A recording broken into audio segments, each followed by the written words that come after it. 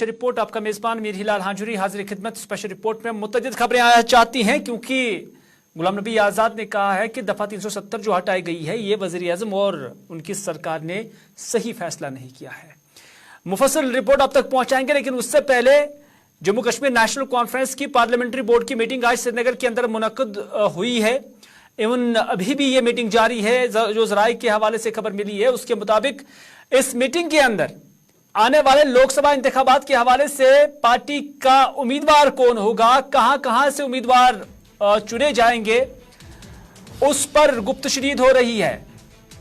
और मेंबरान अपनी तरफ से डॉक्टर फारूक अब्दुल्ला और उमर अब्दुल्ला को अपनी राय फराहम कर रहे हैं। जम्मू, राजौरी, पुंछ, डोडा, भदरवा और उसके साथ साथ कश्मीर वादी से ताल्लुक रखने वाले जो पार्टी के लीडरान हैं वो आज इस मीटिंग के अंदर मौजूद थे। आप तस्वीरों के अंदर देख सकते हैं नासिर अस्तवानी, डॉक्टर फारूक अब्दुल्ला, उमर अब्दुल्ला, अली मोहम्मद सागर, मियां मोहम्मद अल्ताफ और इसके अलावा आगा सईद रूहुल्ला और जम्मू सूबे से ताल्लुक रखने वाले लीडरान और जो सीनियर लीडरान है वो यहां पर मौजूद दिख रहे हैं। गुफ्तशनीद हो रही है कि आने वाले लोकसभा इंतखाबात के पेश नजर किस तरह से स्ट्रेटेजी अपनाई जाए, किस उम्मीदवार पर मुहर सब्त की जाए, उस निस्बत से आज यहां पर हतमी राय बनाने की कोशिश की जा रही है। हालांकि अभी भी इंतजार है कि इस मीटिंग का आउटकम क्या होगा और सीट शेयरिंग को लेकर क्या मामला ज़हर बहस यहां पर भी आता है और क्या सीट शेयरिंग को लेकर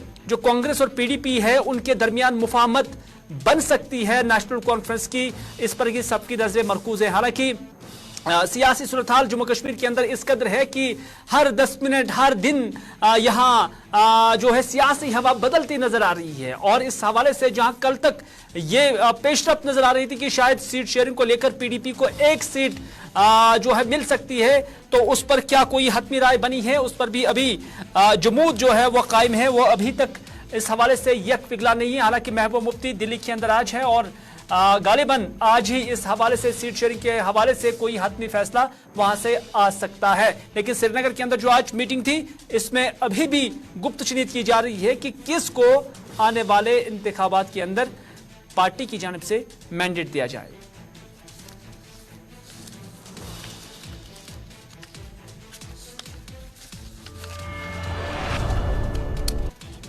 अगली खबर में बात करते हैं गुलाम नबी आजाद की।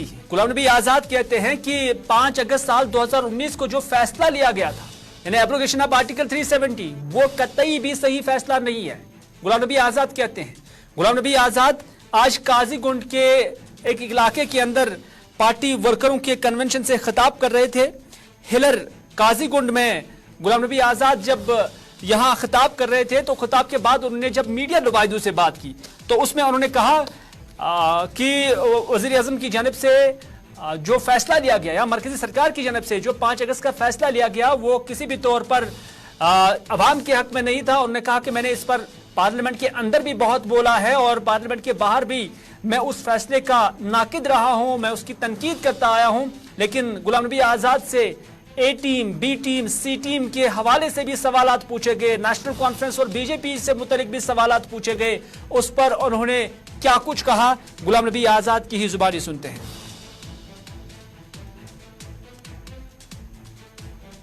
वो अपना काम कर रहे हैं, मैं अपना काम कर रहा हूँ। वो फेल है या कामयाब है मुझे उस पर कुछ नहीं कहना, वो अवाम के हाथ में है। जो भी अवाम करेगी, अवाम का फैसला कतई फैसला होता है और हम उस अवामी फैसले के सामने सर झुकाएं। कहते हैं वो दोनों ए टीम है, वो दोनों हुकूमत में मंत्री और चीफ मिनिस्टर है।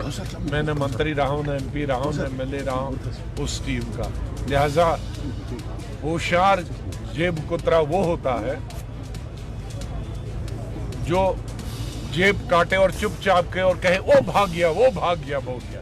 इसलिए ए टीम जो कुछ टीम में नहीं है उस पर इल्जाम लगाते हैं, लेकिन वो जो खुद उनके चीफ मिनिस्टर मिनिस्ट्री में बीजेपी रहे, उनके चीफ मिनिस्टर दोनों बीजेपी की मदद से बने हैं, वो मुझको हमको क्या कहें, उनको कहने का क्या हक है। इसलिए वो अपने गिरेवा में झांक के देखें इससे पहले के दूसरों का इल्जाम। बीजेपी के खिलाफ कौन बोलता था और कौन नहीं बोला, ये भी देखिए 5 साल। वो तो पूरे हिंदुस्तान के दुश्मन हमारे है ही, खतरा तो हमेशा है। आज ये कौन सी नई बात है? लेकिन अमित शाह जो है सिर्फ पीओके लेने की बात करते हैं, चाइना का तो कोई जिक्र भी नहीं अभी तक। वो जिक्र करें या नहीं करें, लेकिन हमारे सर पर तो बैठा है ना, आजाद साहब। सबको मालूम है। जब 370 मनसूख को उस टाइम आपने बोला था कि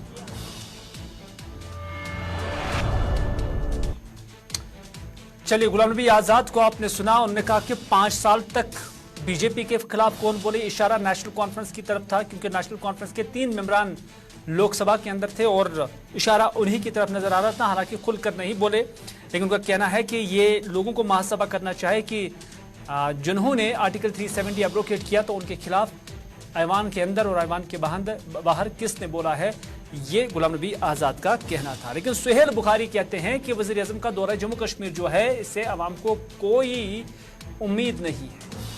सुहेल बुखारी पीडीपी के तर्जुमान आते हैं। उनका कहना है कि इससे पहले अटल बिहारी वाजपेयी जम्मू कश्मीर का दौरा कर चुके हैं, इससे पहले डॉक्टर मनमोहन सिंह भी यहाँ पर आए हैं, और इससे पहले कई सारे वज़राए आज़म जम्मू कश्मीर आए हैं। हर किसी वज़ीर आज़म के दौरा जम्मू कश्मीर से अवाम को तवक्कात होते थे, उम्मीदें होती थी, लेकिन ऐसा पहली बार है कि जब अवाम को कोई उम्मीद ही नहीं है। मैंने कहा कि नरेंद्र मोदी जी प्राइम मिनिस्टर ऑफ इंडिया हैं, सबके प्राइम मिनिस्टर हैं, उनको हर जगह जाना चाहिए और वो जाते भी हैं। और जम्मू कश्मीर कोई डिफरेंट चीज़ नहीं हो सकती उस कॉन्टेक्स्ट में। लेकिन जहाँ तक प्राइम मिनिस्टर ऑफ इंडिया के जम्मू कश्मीर विज़िट का ताल्लुक है, खुसूसन कश्मीर आने का ताल्लुक है, तो इसका एक स्पेसिफिक कॉन्टेक्स्ट भी है, इसकी एक रिवायत रही है। इसी पार्टी के Atal Bihari Vajpayee ji prime minister of India बने थे और वो यहाँ आए थे। जब वो यहाँ आए थे तो उन्होंने बेहद मुश्किल हालात के बैकग्राउंड में भी यहाँ से अमन का पैगाम दिया था।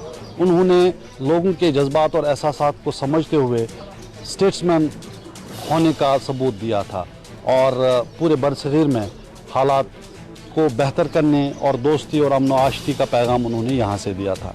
इसी तरह से डॉक्टर मनमोहन सिंह जी जब वो प्राइम मिनिस्टर थे, वो यहाँ आए तो उन्होंने भी लगभग उसी कॉन्टेक्स्ट में जब भी यहाँ आए बात की, क्योंकि असलन जो यहाँ जम्मू कश्मीर के अवाम हैं उनका मामला बिजली, सड़क, पानी प्रायोरिटी पे नहीं है, वो कि ये बहुत ज़रूरी है और इस पे काम होता रहा है। ऐसा नहीं कि पहली बार हो रहा है, ये होता रहा है।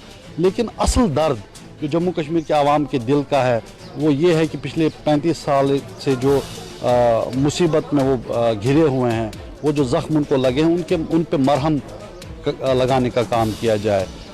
उसके बाद जो कुछ पिछले 2019 के बाद से हुआ है, जिसमें यहाँ के आवाम की शिनाख्त पे हमला, उनके हुकूक को रौंदा जाना, उस ख़ास तनाजुर में ये बड़े अफसोस की बात है कि प्राइम मिनिस्टर ऑफ इंडिया यहाँ आ रहे हैं, लेकिन लोगों को उम्मीदें नहीं है। There is nothing that they are expecting. कोई होप नहीं है कि प्राइम मिनिस्टर साहब आएंगे तो अब ये होगा वो होगा। उसकी वजह ये है कि उन्होंने अपने अज़ाइम पहले ही दिखा दिए हैं। जिस तरह का एटीट्यूड जम्मू कश्मीर के आवाम को लेके इस डिस्पेंसेशन का रहा है, और प्राइम मिनिस्टर ऑफ इंडिया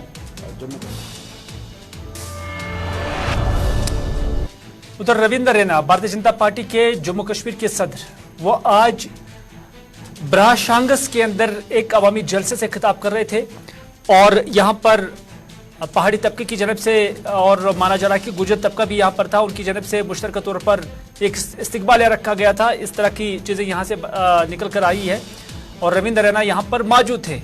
और यहाँ पर सिर्फ रविंद्र रैना ही नहीं थे, बल्कि पीपल्स कॉन्फ्रेंस के लीडर राजा एजाज भी यहाँ पर मौजूद थे, जिन्होंने तकरीर भी की और उन्होंने रविंद्र रैना का शुक्रिया भी अदा किया कि उन्होंने जो पहाड़ी काज है, जो पहाड़ियों को शेड्यूल ट्राइब दर्जा देने की बात है, उसके लिए उनका शुक्रिया किया। लेकिन जब रविंद्र रैना ने यहाँ पर तकरीर की तो उसमें उन्होंने वज़ीर आज़म की तारीफ़ें की। उन्होंने कहा कि वज़ीर आज़म की जानिब से जम्मू कश्मीर के लिए भी बहुत सारे काम किए गए हैं। रविंद्र रैना का दावा था कि जम्मू कश्मीर के आवाम वज़ीर आज़म नरेंद्र मोदी को बहुत जोश और जज्बे के साथ मोहब्बत करते हैं। उन्होंने ये भी कहा कि वज़ीर आज़म ने पहाड़ी तबके की जो काफ़ी वक्त से एक डिमांड और मुतालबा रहा है उसको पूरा किया है। न सिर्फ पहाड़ियों को अपना हक शेड्यूल ट्राइब दर्जा देकर किया है, बल्कि गुजरों का भी हक जो है वो तलफ नहीं किया है। ये रविंद्र रैना का कहना है। मोहब्बत और यकजहती मजबूत हुई है। यह हमारे मुल्क के प्राइम मिनिस्टर मोदी साहब की देन। साथियों, बहुत बड़ा फैसला मोदी साहब ने किया जब मोदी साहब ने जम्मू कश्मीर के अंदर गुज्जर बकरवालों को उनके हकूक यहां दिए। जंगल के अंदर के जिन्होंने गुज्जर बकरवाल को भी हकूक दिए और पहाड़ी कबीले के साथ भी इंसाफ किया। और सबसे बड़ी बात कि गुज्जर बकरवाल को जो एसटी का दर्जा जो उनका है वो बिल्कुल महफूज है। उसके साथ कोई छेड़खानी नहीं की गई है, वो बिल्कुल बरकरार है। ये गरीबों की हुकूमत है, ये मोदी साहब की हुकूमत, ये मजलूमों की हुकूमत है, ज़ईफ़ों, दर्दमंदों और बेसहारा लोगों की हुकूमत है।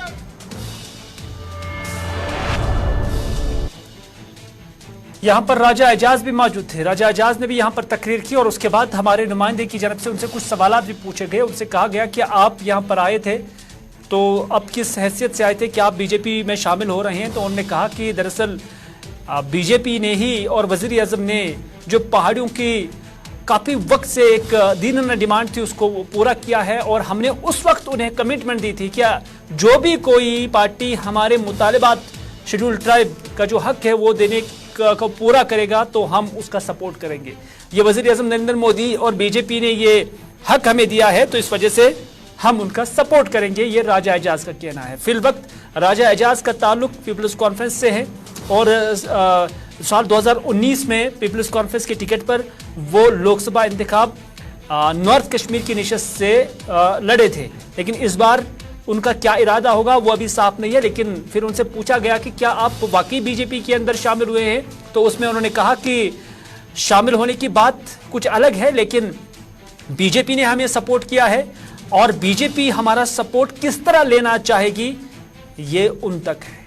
राजा एजाज ने खुलकर क्या कहा, अपनी बातों अपनी आवाज में क्या कुछ कहा, उनके एक्सप्रेशंस कैसे थे, आपकी नजर करते हैं। कह रहे हैं ना कि बीजेपी की रैली, ये पहाड़ी कौम गुजर कौम की तरफ से आज एक इकट्ठा जलसा यहाँ हुआ, एक रैली हुई जिसमें कि हमारे मोहसन रविंद्र रैना साहब का शुक्रिया अदा किया गया जी, और इनके ज़रिए प्राइम मिनिस्टर ऑफ इंडिया और होम मिनिस्टर ऑफ इंडिया का शुक्रिया अदा किया गया कि उन्होंने पहाड़ी लोगों को भी एसटी देकर यहाँ एक मतवाजन जो बराबर की एक फ़िज़ा पैदा कर दी। जो पहले इरिटेशन था गुजर का, पहाड़ी का, उसका कश्मीर का, उसमें एक मतवाजन बनाकर पैरेलल ग्राउंड, लेवल ग्राउंड कर दिया। हम यहाँ आए थे, मैं अपनी कौम की तरफ से, पहाड़ी लोगों की तरफ से, पूरे कश्मीर का जो यहाँ प्रोविंस है इनका शुक्रिया अदा करने के लिए आया था, क्योंकि ये बहुत इन्होंने एक इम्पॉर्टेंट रोल उसमें अदा किया जी जी। और साथ में हम इनको ये एश्योरेंस देने आए थे कि हम लोग वादाबंद हैं। जब हमने 1991 में ये जदोजहद स्टार्ट किया था एसटी के लिए, तो तमाम जितने उस वक्त के लीडरान थे, हम भी उस वक्त मुलाजमीन थे, सीधे बता उसी पर आ रहा हूँ। हमने उस वक्त कमिट किया था कि जो भी पार्टी हमको हमारा हक देगी हम उसके प्रोग्राम्स, उनकी नीति, उनकी पॉलिसियों को सपोर्ट करेंगे, उस गवर्नमेंट को सपोर्ट करेंगे जी। अब ये किस तरह से हमारा सपोर्ट इसको यूटिलाइज करेंगे, इट्स एट देयर डिस्पोजल। पूरे पहाड़ी लोगों का मैं लेकर रुख उसका मोड़ूंगा उस तरफ जहां इनको मैं हमारी जरूरत होगी। तो डायरेक्टली आप नेचुरली भाजपा की गवर्नमेंट है, उन्होंने हमें दिया, किसी का और गवर्नमेंट ने आज तक तो भीख भी नहीं फेंकी हमारी तरफ, बल्कि हमारी कौमों को लड़ाया, हमारे हक मारे।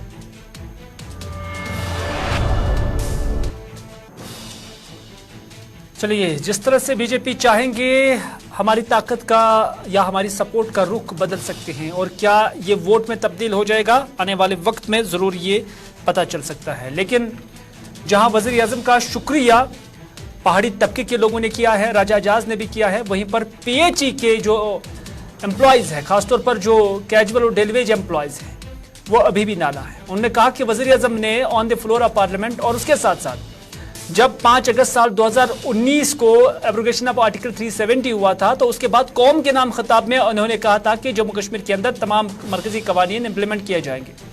और ये भी हमें यकीन दहानी कराई गई थी कि आपका मसला रेगुलराइजेशन और मिनिमम वेज एक्ट के हवाले से जो है उसको पूरा किया जाएगा। न सिर्फ वजीर आजम बल्कि आज जो employees PHE joint employees association के सदर सजाद परे हैं, उन्होंने एक प्रेस कॉन्फ्रेंस भी दी है। उन्होंने कहा कि वक्तन फौक्तन जो मरकजी वुज़रा भी जम्मू कश्मीर का दौरा कर चुके हैं, उन्होंने भी हमें यकीन दहानी कराई, लेकिन आज तक वो यकीन दहानी रंग नहीं लाई है, उससे अमली जामा नहीं पहनाया गया। उन्होंने कहा कि वज़ीर आज़म का दौरा 7 तारीख को जम्मू कश्मीर के लिए है।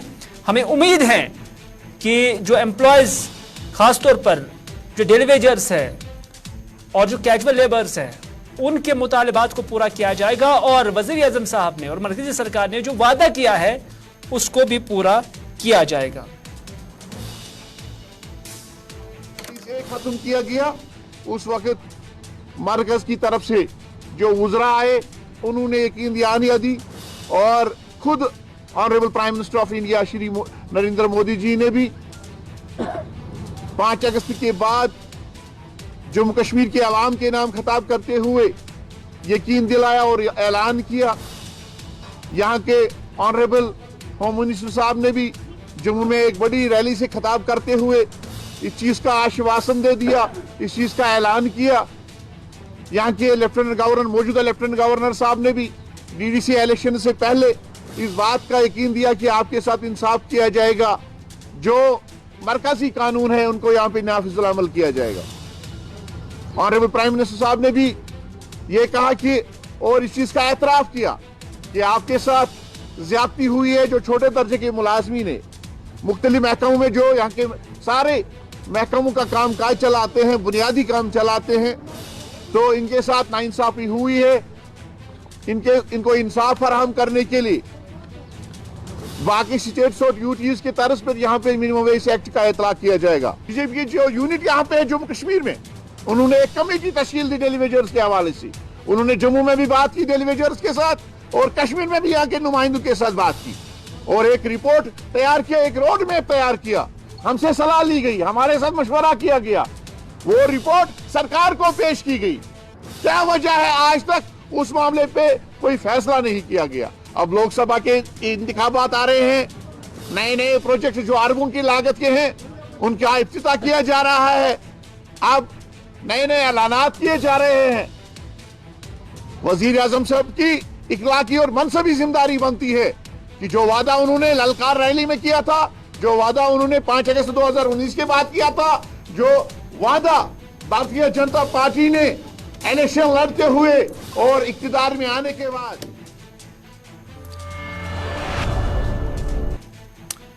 नाज़रीन, आपको याद ही होगा कि लगभग 5 साल कबल श्रीनगर के अंदर जब स्मार्ट सिटी का जो प्रोजेक्ट है उसको मुतारिफ कराया गया था, तो उसके बाद ये कहा गया था कि जो श्रीनगर के अंदर मुख्तलिफ स्ट्रीट वेंडर्स हैं उनके लिए अलग vending zones, smart vending zones बनाए जाएंगे और 5 जगहों का इंतखाब भी किया गया था।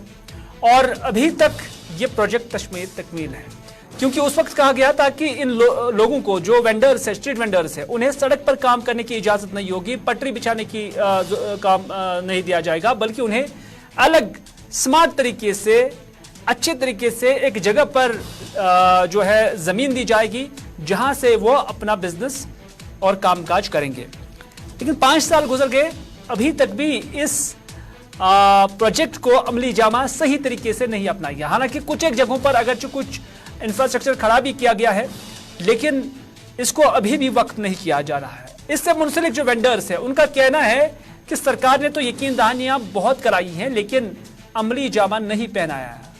अखबारात के अंदर और उसके साथ साथ तकरीरों के अंदर बहुत कुछ कहा जा रहा है, ये वेंडर्स कहते हैं, लेकिन अमली जामा कहीं पर भी नहीं है।